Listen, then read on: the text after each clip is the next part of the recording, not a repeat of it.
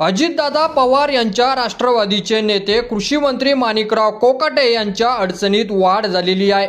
नाशिक सत्र न्यायालयाने माणिकराव कोकाटे यांना 2 वर्षाचा कारावास आणि 50,000 रुपयांची दंडाची शिक्षा सुनावलेली आहे।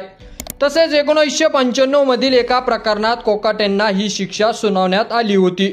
तर नेमकं प्रकरण काय आहे याच्यावर एक नजर टाकूया।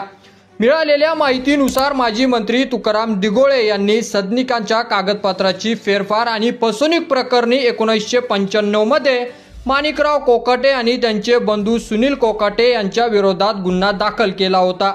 या प्रकरणी 30 वर्षांनी नाशिक सत्र न्यायालयाने निकाल दिला असून त्यानुसार कोकाटे आणि त्यांचे बंधू सुनील कोकाटे यांना 2 वर्षाची शिक्षा आणि 50,000 रुपयाचा दंड ठोठावण्यात आलेला आहे। माणिकराव कोकाटे आणि त्यांचे बंधू सुनील कोकाटे यांना नाशिकमधील सत्र न्यायालयाने 2 वर्षाची शिक्षा सुनावली असून माजी मंत्री तुकाराम दिघोळे यांनी कोकाटे बंधू विरोधात फसवणुकीचा गुन्हा दाखल केला होता। 30 वर्षांनी हा निकाल लागला असून कोकाटे यांच्या अडचणीत भर पडलेली आहे। तसेच अजित पवार यांच्या राष्ट्रवादीमधील मंत्री धनंजय मुंडे यांच्यानंतर कोकाटे अडचणीत आलेले आहेत।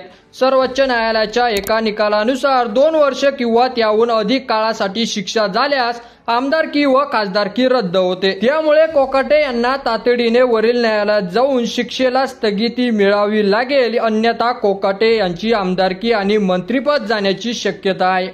की यावर तुमचं मत आपल्या कमेंट बॉक्समध्ये लिहायला अजिबात विसरू नका आणि असेच नवीन व्हिडिओ पाहत राहण्यासाठी आपल्या मराठी एल्गार या YouTube चॅनलला सबस्क्राइब करा।